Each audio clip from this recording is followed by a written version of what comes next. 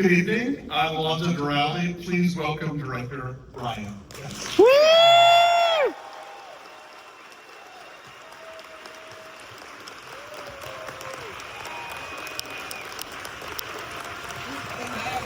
Yeah! Oh my God. Thank you. What a crazy film. I haven't seen it. Well, I remastered it. I've done all the 2Ks and 4Ks and the HD reses. Well, not masters on short film. So this is the first time I've seen a movie with a theater crowd since we released it. Wow. Yeah, I mean it's so great to see it up on the big screen. It was wow, it's a big film. It's like I look and I'm like, wow, that really is. Yeah, that was hard. Yeah. So this is your follow-up to Christmas Carol. Once again, Woo! Christmas Carol! Once again, digging into the great works of English literature via the Muppets. What was the process in picking what the next adaptation was going to be? What were some contenders that ultimately didn't get done? Well, I don't really remember many contenders because I think it was while we were making Christmas Carol that we were already discussing what would be next. And we were talking about Murder on the Orient Express. We were going in a lot of different directions. And interestingly, Christmas Carol now is very beloved, which is terrific. But at the time, we had a lot of negative reviews that it wasn't funny enough. And it was only 2 years after we made Christmas Carol that we made this. And so we were all dead set on making this a lot funnier than Christmas Carol. So I was looking for, with Christmas Carol, there's a conflict or a contrast that's Charles Dickens and Muppets. Sure. And the whole movie is around that contrast, that conflict that makes it exciting. So I knew I wanted another world that was dark and dangerous and sort of the opposite of the Muppets, so that I could still be in that sort of rich, interesting contrast, so we did really think about Murder on the Orient Express, and it just, anyway, I really wanted to do this crazy, swashbuckling pirate movie, and so that's when we decided to do this. So then, obviously, turning any novel into a film is, there's a set of things that have to be done. Turning a novel into a film that has musical numbers has, breakdowns that have to happen. But turning a novel into a Muppet movie with musicals, how does that even start in terms of deciding who's going to be a human and who's not? Deciding where you get to go crazy and where you have to be true to Stevenson? Well, it's interesting. So I'm going to go back to Christmas Carol again, sure, because Jerry Jewell very quickly, because we set about Christmas Carol initially thinking we were going to sort of parody, satire Christmas Carol. Sure. And then very quickly, Jerry Jewell, who was the only writer on Christmas Carol, he just felt, it's such a beautiful novel. And then we had the idea of having Gonzo in it doing all of Charles Dickens' prose. Right. So it was a real straightforward adaptation. So that one it's almost all Dickens, and even all the dialogue is usually Dickens, sometimes delivered by a Muppet so that it comes across as a joke because it seems so unlikely.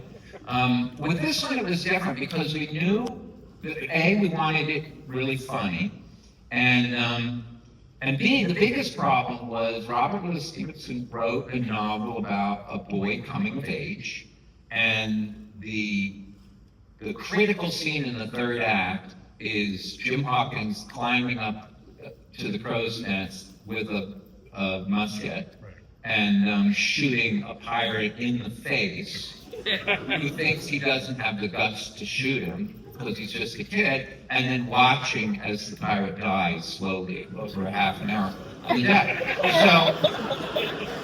So You know what to pay. so there was just no way we could do that, and so we had to think of a whole different way to tell the story. And honestly, we went through a lot of approaches, mostly in an outline form and scripts, and Jerry was saying, I can't figure out the story. So he was sort of saying, somebody else has to figure out the story, and then let me come back in. And so Jim Hart, this was the first time I worked with Jim Hart, and Jim Hart is one of the greatest structuralists. And so Jim was the one who put together how to tell the story. And you can see we're not very faithful to Robert's. We're really not. But we're trying to basically tell the same story. And so that structure came from Jim. And then Jerry Jewell worked with Kurt Thatcher, and Kurt Thatcher is a really kind of crazy comedian. Like, his stuff is really out there. And like Bimbo, Mr. Bimbo living in Fozzy's finger. When Frank Oz read that, he was like, this is the stupidest idea. And nobody's gonna like it. And of course, we would do a table read, and everyone would laugh. And he goes, everybody's laughing because it's a table. It'll never work in the movie. And then we did it, we shot it, and he was like, and everybody thought it was hilarious, and he was like, okay. We'll do it.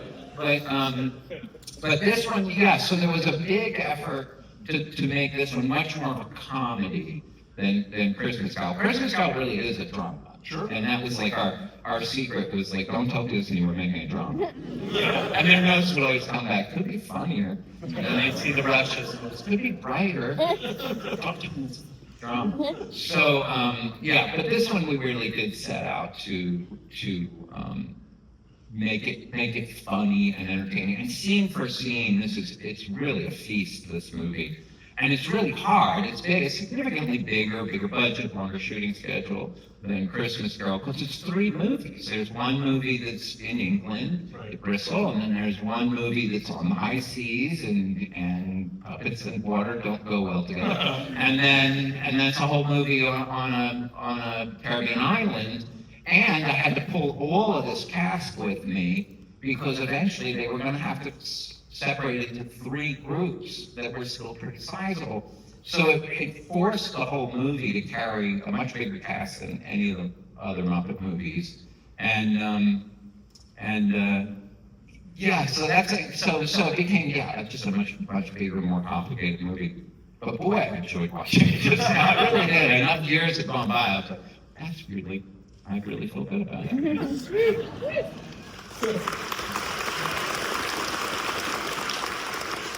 So with Carol, obviously, Michael Caine sort of raises the bar of what a co-star in one of these movies looks like. So how did you set about looking for your Long John Silver, and when did you know that Tim Curry was the only person for the role? The moment we decided we wanted to do Treasure Island. Honestly, I was such a fan of Tim Curry's that I just adored the idea of working with him, because I knew Long John Silver, he had to be a big character. It was not like Scrooge. Scrooge can play down and very straight, but here was going to be a bad guy that had to be so compelling that you wanted to let him go at the end. That you couldn't help but love him, even though he's an evil pirate. And it was only ever Tim that we ever considered. And it was just so much fun working with him. He's an amazing performer. He would do this thing, like when he does Professional Pirate, that the musical number, he says, and he was singing it mostly live. Oh, an interesting thing. Oh, no, I'll finish this story first. But yeah, he did this thing. So in that very last one, he takes that and he goes way up there with his voice, and it's full loud. And where he gets picked up and he's held over Sweetum's head. And I remember we were ready to roll. Let's take these shots. Cameras on crane. And I said, Tim, are you ready? And he said, just give me one moment. And I watched as he breathed himself into a superstar. And it was like, I've never seen that, where he just literally went, and it's just like all this energy just came up into his face, and he suddenly becomes bigger than life, and then he says, "Yeah, go." And then, and then he did that. But he's just an extraordinary performer. And the little twist, he's playing broad. We decided all of this movie would be a little broader, largely because Kirk Thatcher's comedy gets so wild that it really requires a broad performance to make it all sit with fun. So all of his twists are just so lovely. You just go close onto Tim and you just twist. You just keep twisting the scene and twisting the movie and watching him go to the evil pirate, and then he breaks and turns the other way, and you love him again.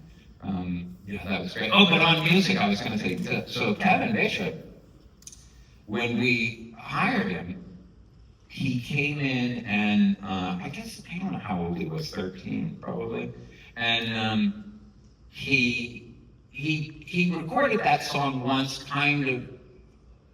We did pre-records that were sort of like rehearsals almost, just to make sure we would have the right key for every singer. So Kevin went in front of the mic when we were in pre-production and sang the song, and then 3 weeks later his voice started breaking. So he was not able to sing anything when we were shooting because his voice was breaking.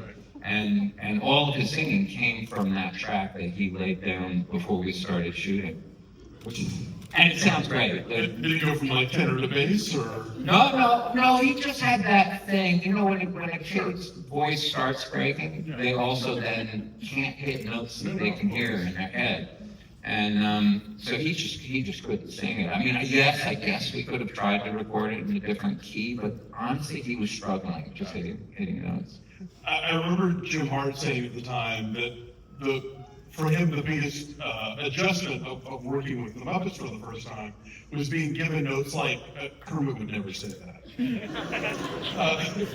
And so, as somebody who was, established at this point, Hook and other films, what was it like incorporating him inside of, you've got Frank Oz, you've got all these people you've worked with before, and what is the crash course like of learning what Kermit wouldn't say?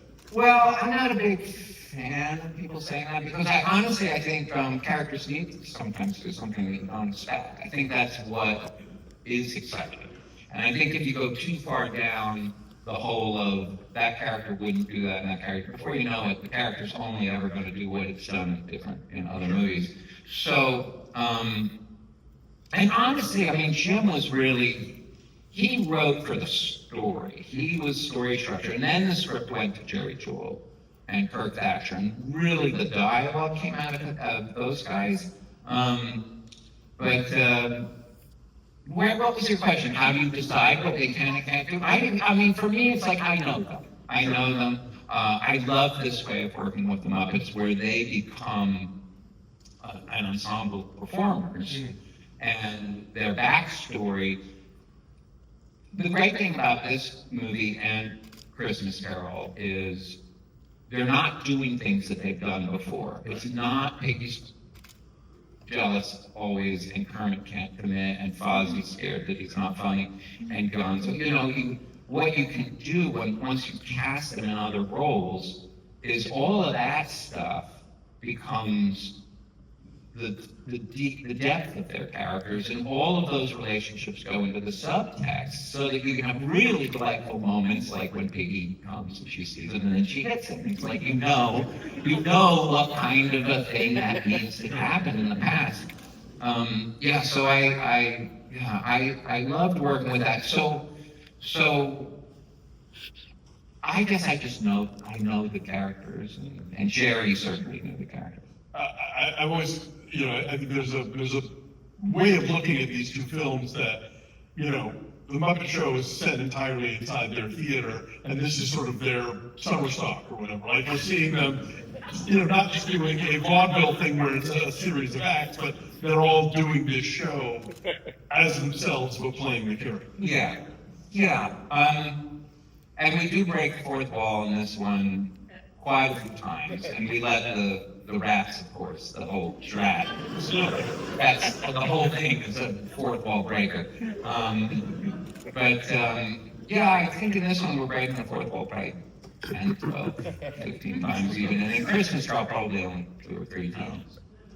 One last question, and then we're going to throw it to the audience. I'm just curious about if for directing this, if you research other sort of legendary pirate films or other Treasure Island adaptations that, to sort of get an idea of what something of this scope is going to look like and how it would flow. Well, it's Muppet movies are shot, every single shot's a special effect. So you almost can't study another film style and emulate it with Muppets. Val Strazovic, the production designer, who did both Christmas Carol and this, an absolutely genius production designer. So I largely let him, roll with what do these environments look like, and then shooting, like I said, it's always a puzzle. Every shot, every scene is a puzzle, and you can't really go into it saying, I'm going to shoot with this style. I mean, I do have a style. The cameras are often not level. I kind of make, keep the audience leaning forward, try not to shoot in a very, very comfortable way, and intercutting close-ups aren't matching sizes usually with me. But in terms of the sort of look and feel of it, that was really Val Strazovic and with the production design. John Fenner with the lighting. He has a beautiful style of lighting. Also did both films. And then Hans Zimmer, when I went to talk to Hans, he just loved the idea of doing a big swashbuckling, high rich score. And if you hear this, you guys can hear it. It sounds like Pirates of the Caribbean scores that he then did afterwards, and everybody, and of course he won all sorts of Academy Awards and stuff for those scores. It's like, yeah, he did it first. There's no that without this. We are going to take some questions from the audience, and there is somebody with a microphone, so if you'll raise your hand, and am I calling, or are you just going to find them? Okay, sure. Well, right here in front of you. Hi. Oh. Go for it. Hey there. Hi. My name's Sean. Hi. And Christmas Carol is my favorite Muppets movie ever. I watch it every holiday, so thank you so much for that. And my question is, there's a lot of musical numbers in this. Which one was the most complicated one or took the longest for you to figure out? Probably Cabin Fever.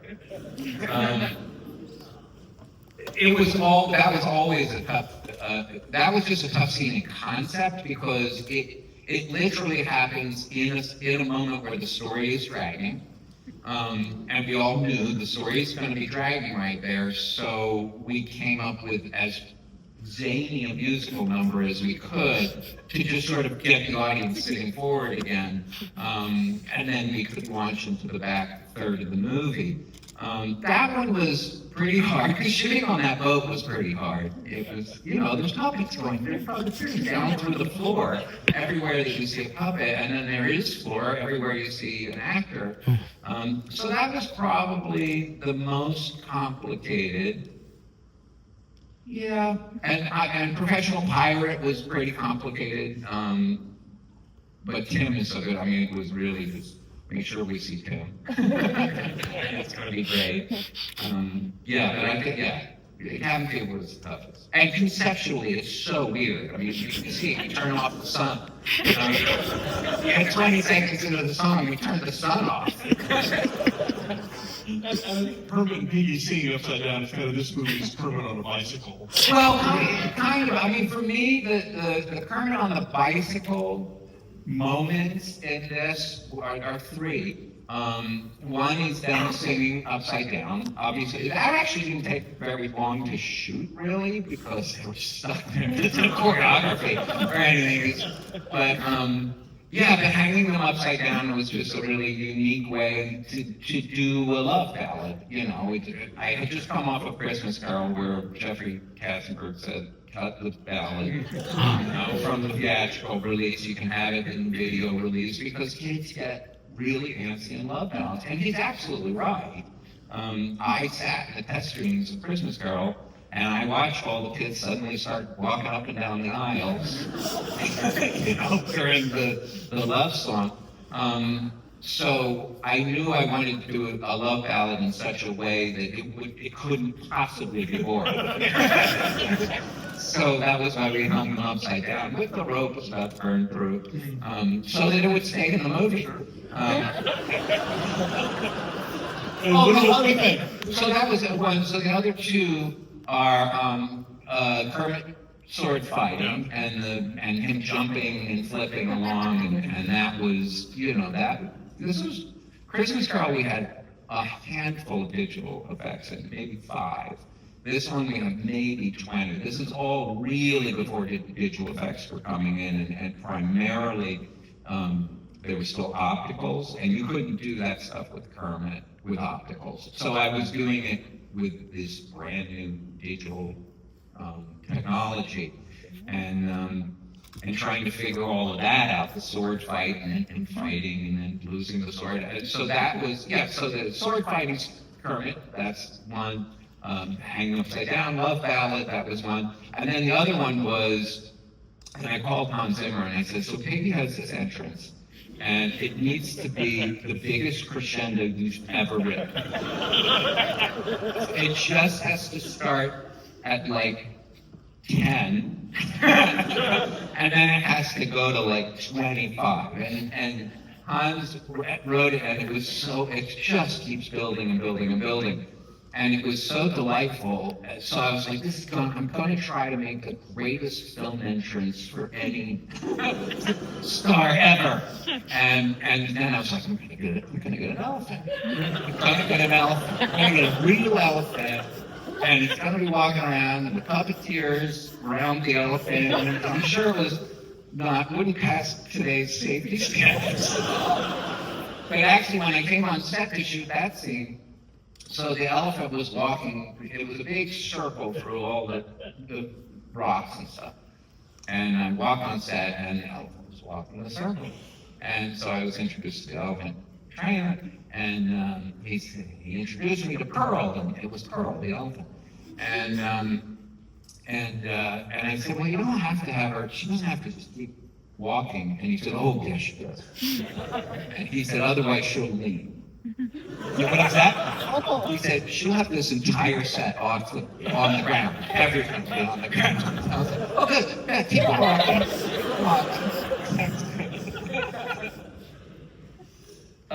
With the hat in the middle there. Yes. Good. Oh, I see. That's how you can see. Okay, now I can see. Hey, hi, go for it. Thank you for this. You've seen so much evolution over the decades, and a lot of us have grown up with many iterations of the Muppets. I just wondered, like, where do you see the future, not only of like the Muppets, but just in terms of puppeteering and puppets as entertainment, for like the next generations? Where do you see it going? Well, I think it's not going anywhere. I mean, puppetry's old. What do they say? Some people say it's the oldest performance art form in the world. And maybe it is. And it probably comes from when you're trying to get your baby to go to sleep at night. And it's like, you better go to sleep, or Mr. Pajama Man is going to bed. It's like it's something inherently delightful about bringing something that is clearly inanimate to life. And that's quite different from like CGI animation, with Muppets, and with really most of the puppetry we do, even when it's animatronics, we know we're not giving a perfect illusion. It's puppetry. You know that it's an inanimate thing that is being brought to life, so you appreciate the artistry, both of the creation of the characters, but also the performance of the characters. So it's a great way to realize characters. It is also very artistic, and the audience is appreciating it. It's like you can watch some of these very highly finished Marvel characters, for instance, that I think are amazing. And then there's 1,000 artists on the credits that come up, but they're so convincing sometimes, those illusions, that I worry that the audience has lost track of the fact that it's artistry. And in some ways that can be a little less inspirational, maybe. So I don't think puppetry is going anywhere. I think we'll see how Muppets evolve over the years. I think this is a really good formula. I think Christmas Carol and Treasure Island were great formulas that I feel Disney should do. If you don't want to circle back to Murder on the Orient Express, that's something great. But yeah, so what we do digital puppetry. We do real-time CG animated, 3D animated characters where we have puppeteers that are performing the bodies, and puppeteers performing the head and voicing the character, but we do it all in real time. So we are doing CG animation still as a puppetry art form. And then of course we have the animatronic effects that, were big, and then they went out because everybody said, oh, but CGI does it better. And then all these filmmakers went, wait a second, no, I actually like having something really there with the actors, and the actors like it where I can actually direct a scene with the characters. The idea that every time I've got a non-human character, they're just not there is not good for storytelling and making a good entertaining story. So I don't really think puppetry is going anywhere. I think it just keeps being applied in new and different ways, and yet the most basic art form of, bring a sock to life with ping pong balls, which is basically Kermit, I think is it's always going to work as long as it's performed well. Speaking of the craft, real quick, and I meant to bring this up before, obviously you have the Julian's auctions happening with various props and puppets. Talk a little about the craft of just the tactile stuff in this movie. You've got treasure chests and doubloons and jewels and boats and all the stuff. Like, what's your, as a director, how involved you get, or how early you start looking at what's it all going to look like? How's it going to get built out? What's the world that the Muppets are going to inhabit? How's that going to be? Well, again, I come back to that. What is the central contrast in the movie? The conflict, and it was, swashbuckling pirate movie versus Muppet movie, and so it all sort of grows out of that. But I want a real credible world where it feels real but not, so all the mountains are weird. They're not, it doesn't look like a Caribbean island. It looks like something else, and the ship is bent, it's not a straight ship. Everything's a little bit twisted, and all of that is to help support that we have created this entire world. We've created everything. And therefore you're going to suspend your disbelief and accept all the crazy stuff that we're going to do in all of the scenes. Again, it starts with production designer, and Val would do paintings and tons of force perspective and stuff like that. People, like when they're looking at the skeletons, the skeletons are like this big and they're only about 20 feet from, and it looks like they're 100 yards away. There's lots of force perspective and tricks like that. And then we shot both of these movies in England, and the English art departments are really quite extraordinary.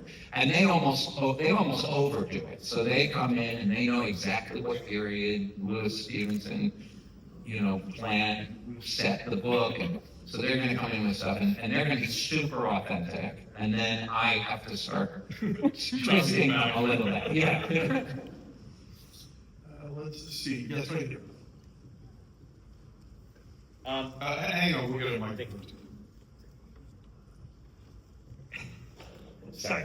I'm just wondering, was there anything left on the cutting room floor that you sort of wish made it into the movie? Or any songs or scenes or? Almost nothing. Both Christmas Carol and Treasure Island, the entire movie did end up in the movie, except Christmas Carol, they had to cut the ballad, but then it went back in again. But Muppet movies, again, There's no 4-hour first cut. There just isn't the material. It's too complicated. You know, you can't just go, let's do another take where we try something that's going to take 5 minutes instead of 2. It takes a lot of real careful preparation and execution. But in this one, I tried to, I pushed it a little. I like having stuff that works on an adult level, but will be over the head of kids. And the big, the main one that you see here is Piggy going, "Oh, hello, Long John," and then Kermit going, "What, him too?" And obviously that's the joke that Long John has a giant penis.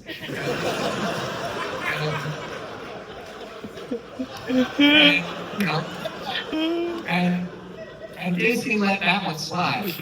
I had another one though.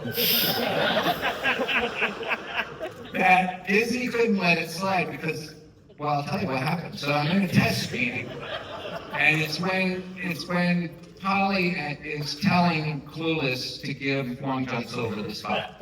So in my first test screening, so Polly says, "Clueless, give it to him."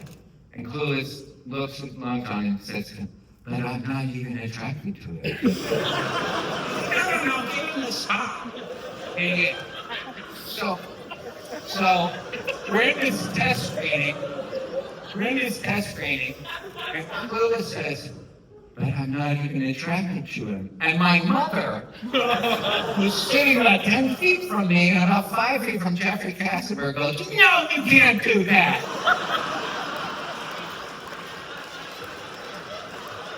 So, needless to say, we changed that line. You answer to a higher authority. Yes, waving over here. Hang on a second. We'll get the microphone over there.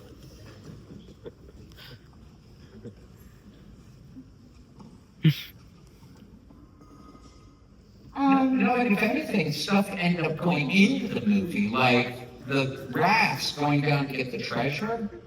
We had our first test screenings. It was like, "What's your favorite scene?" The rats getting the treasure. I had it playing with title. It was going to be credits rolling over it, and then it became like this really important scene that everybody loved. So that actually was a scene that went in, and I just shot for credits to roll over. I'm sorry. So you were asking a question. Yeah, my name's Shane. I love the movie. It was really good. I wanted to know, because when that scene where Gonzo and the mouse or the rat they got dirty in the fire, did you have to switch out a puppet? Yes, we did. Yeah, no, we had to have the burnt costumes. Yeah, that's exactly what we did. And of course with Muppets, you can just take their head off and put it on another puppet. So we had their burnt versions of them. Well, not the original. You can't take his head off. His head is part of his body. Oh no, actually that one I think he could. No, I don't. I think it was 2 different Rizzos. But yeah, no, that's exactly what we did. We burned the costume. We had a burnt costume for Gonzo, burnt body, and a burnt version of Rizzo. That is exactly how we did it. What about Ghost Sam? What about Ghost Sam? Yes, is that just an Oh no, that really was powder. Oh no. Yeah, no, I mean you saw when we cut down below and you see Bunsen with a powder. That really was just a talcum powder. Oh. And then we were able to clean it off. Yeah. Pounding like a rug. In the middle there, yes. Yes.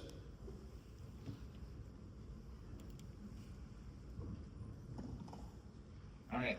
Thank you very much for coming. My name's Alex. Hi, Alex. My family watches Muppet Christmas Carol every year, so thank you once again for making that movie. I'd never actually seen Treasure Island before. It was very fun. Still holds up to this day. My question is, when you got asked to make Muppet Christmas Carol, obviously Jim had only passed away a year or two before. and now you're being asked to take this big leadership role that you hadn't before. So can you talk a bit about that process? Yeah, I was utterly terrified. Terrifying, and I was terrified, and I did not want to direct the movie. I had only directed, I had been the lead, I had directed a series called Mother Goose Stories. I directed second unit on Ninja Turtles, which was a very substantial second unit. And I'd done some second unit work on some other things. Ninja Turtles was fun. That was crazy. So hard to make. No, I honestly, well, this is I'm Jim Henson's son, so I always feel like I haven't earned the opportunity to do anything that I'm doing. It's, that's going to be a curse that goes with all second generation people like me. But I really actually was scared of directing the film. I knew that there was going to be an enormous amount of pressure, because honestly, when my dad died, everybody just assumed the Jim Henson Company was closing, and that was just an assumption. And so when we set out to make Christmas Carol, I had put a whole lot of time in with Steve Whitmire on his Kermit, and we were looking for a protected spot for Kermit so that so he didn't have a lot of dialogue, but he had a good heartfelt character with Bob Cratchit, and so I was working on that, but I didn't really want to direct it. I loved it. But Frank Oz was adamant that I should direct it, and he said, "I'll go and I'll be there with you every day, but you have to direct this. I really think you have to direct this." And so I did. But I was terrified. I really was. And also I was terrified because I knew I couldn't make what the other three Muppet movies were, and I knew my dad was basically, when he died, he was selling the company to Disney because he didn't know how to make more Muppet movies. And he thought he could see a huge future for the Muppets in the Disney theme parks, and he was going to be working right in the center of Disney. And if my dad had lived, half of the Disney parks would be Muppets, I'm sure. Because that was where he was going. With the first three movies, the first one's an origin story. The third one is already a shift, and it's a different version of the origin story. And so he was worried that he couldn't figure out another movie to do. And so there we were trying to figure out a movie to do, and that's when we came up with this idea of let's do a classic story where they're playing other roles. But I knew I couldn't do like the first three Muppet movies, which are classic. They're basically very much sort of American comedy movies where there's two laughs per page, hold for the laugh. Treasure Island is going more in that direction. But when we were setting out to make Christmas Carol, I was the guy who'd been doing the Storyteller series, was a hugely creative period, and probably molded me the most as a filmmaker, even though I wasn't directing. I was just doing character work, but it was like 9 movies that we did in a short amount of time. And so I like that darker feeling. I like those darker worlds, and I liked the drama, and I knew I could just do a bright, shticky, 2 laughs per page comedy. And so when I did Christmas Carol, I was aware that that's what I was doing. I was aware that Disney didn't want that. That's not what they thought was going to work. And then they started seeing the rushes, and yes, they kept saying, could be funnier, could be funnier, could be brighter. But ultimately, the film tested very well for audiences, and they thought, that was actually really a good idea that we went into basically we made a drama, not a comedy. And then when we came back to this one, now maybe I had a little more confidence. So I thought, yeah, let's go back and let's put Kurt Thatcher in the writing room, and that's going to do it for sure. So then it just becomes, a lot more like a comedy. But yeah, it was hard. It was hard and stressful. Do you feel like your company's in a place now where when the time comes for you to pass it on to someone else, that there's sort of a chain of legacy waiting to step up? I think there probably always is. There's always new performers, new puppet builders, new production designers, directors, who kind of love what we do and love what our company does. So I think it definitely can keep going, for sure. Right. It didn't need me. I honestly think it didn't need me. I was there in the center, but it was Frank Oz and Richard Hine and Jerry Nelson, Dave Coles, and all the Creature Shop people, and the producers, Martin Baker, Duncan Kenworthy, all of these super talented people that my father had, gathered around him over the years, and without their support and their enthusiasm, it wouldn't have worked. And your mom and press. Oh, and my mom making sure that I didn't put in, but I'm not even attracted to it. We needed you. Up in the corner there.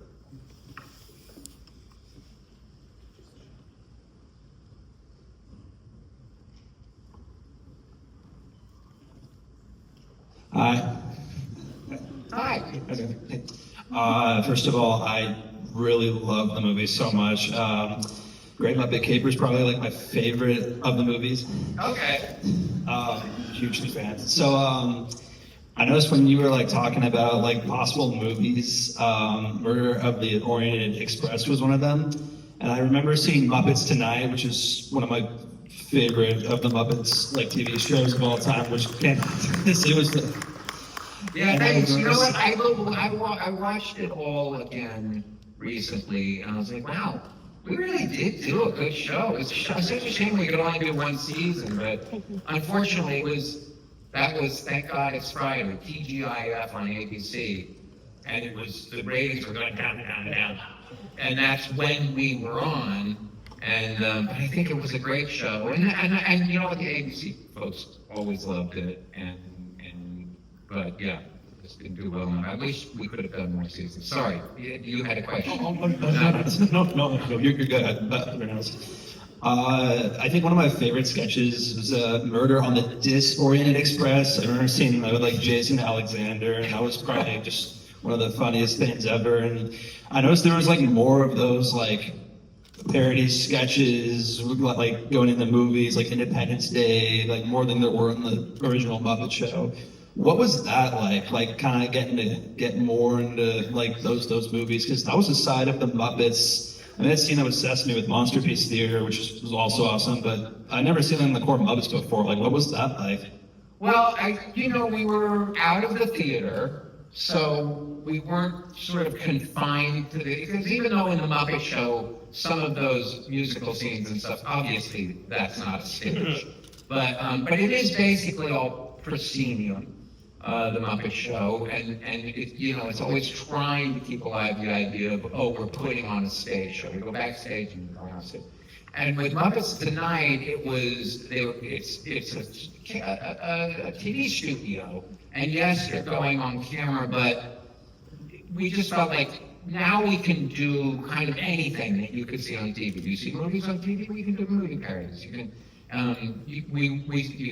talk shows. I mean, we had sketches that were talk shows and game shows and stuff like that, which you wouldn't have seen on the Muppet Show because those are television ideas, and it was always a variety theater was what the Muppet Show was meant to be. So it was more just that we grabbed the creative license of it being a TV studio and seeing what we could do to sort of open it up, and also because we knew we needed to do different things. We couldn't just do. My dad stopped. The Muppet Show was, I think, the second most successful show in the world when he canceled it.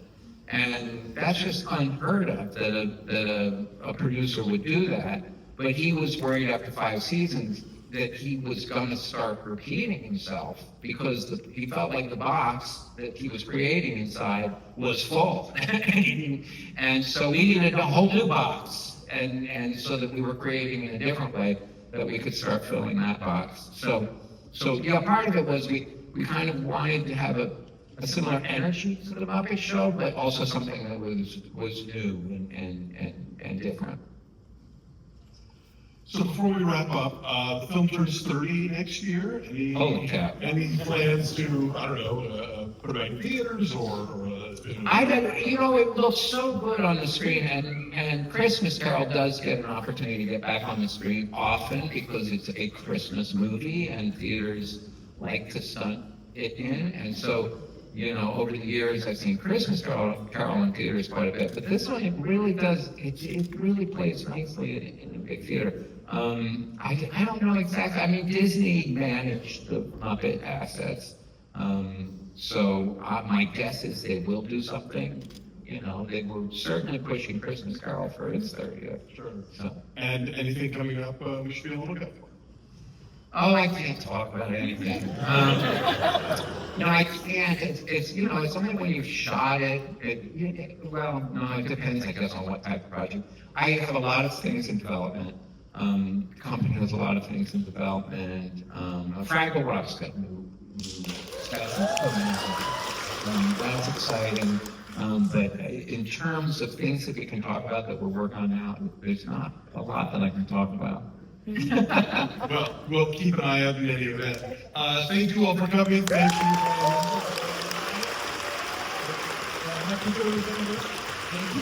Thank you, guys. Woo!